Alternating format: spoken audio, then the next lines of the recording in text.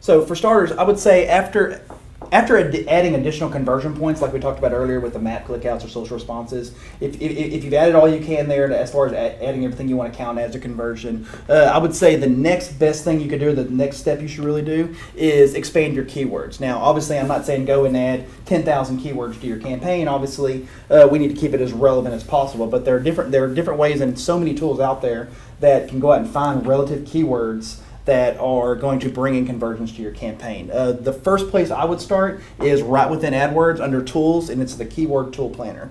You can come in here and search keyword ideas. You can do ad group ideas. Like here, we're looking for lumber in Houston as the product, and we've got some other ones here, and you can add them directly to the campaign without even having to go back and add it into a keyword or ad group. So it's and it shows the monthly searches and the suggested bid and how much competition. So you can really see just from all this data right here whether or not it's a relevant keyword and if it's really worth your while to go after.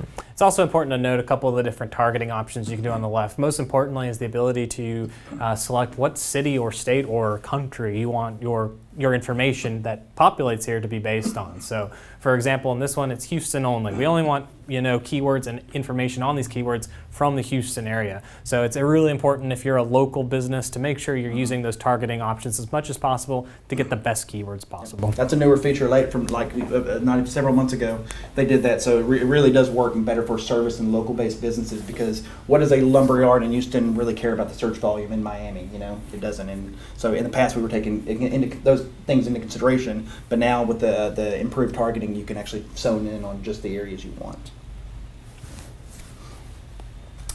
So if you've exhausted the keyword planner tool, the next step we would suggest going forward to find new keywords is right within Google as well, and it's completely free, and it's the autocomplete suggestions. Now, I know we've all seen this before. You start typing something, and before you even have a chance to finish typing it, Google's already throwing out suggestions of what you're typing, and you might think Google's just really smart and they're doing all that, but they're populating these autocompletes based on data that other people are searching for. So when people type in lumber in your area, these are the queries that they're most likely typing in.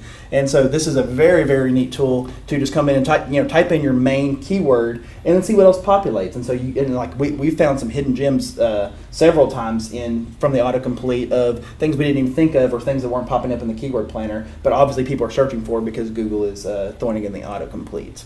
And after that, we would suggest there's several third-party keyword tools. WordStream is a great one. They've got a lot of other great products as well. And Ubersuggest. So those are different ways you can go and expand your keyword, but obviously keeping the relevancy intact. And another great tip we like to do is you can use tools like Espionage and SpyFu that allow you to actually go and look and see what keywords your competitors are bidding on, which is obviously, a great step up, and you can really compete there and go head-to-head with them. Absolutely. And then the next, another step you can kind of diving in farther into your campaign is going to be a raw query report. This is all very easily accessible from the AdWords interface. It's going to be under the Keywords tab, and then you can either select specific ad groups or campaigns or the entire account if you wish. Once you're on the Keywords tab, though, the drop down underneath details all. And this is going to give you the information and insight as to the exact phrases that your users and your customers are actually searching. Not what you're showing for or what you're bidding on, but the actual keywords they're searching for and where your ad is showing. So a great example is going to be, in this particular example, Rolex Houston. If we're bidding on the term Rolex Houston in a phrase match, you have of course, if you're bidding in a phrase match, used can be in front of that. You've got to decide whether or not this is in fact, your ad is in fact showing, and you're potentially getting clicks on this particular keyword when it's searched, and you've got to decide if used is a part of your business, if you sell used Rolexes. If you don't, you need to make adjustments to the campaign and to the ad group and the keywords you're bidding on to ensure you're not wasting ad money and ad spend on this particular keyword. After you pull this report, though, this will also include all sorts of statistics as to the actual search volume you're getting from these keywords, and then you can make great decisions based on actual information as to what your users are searching for.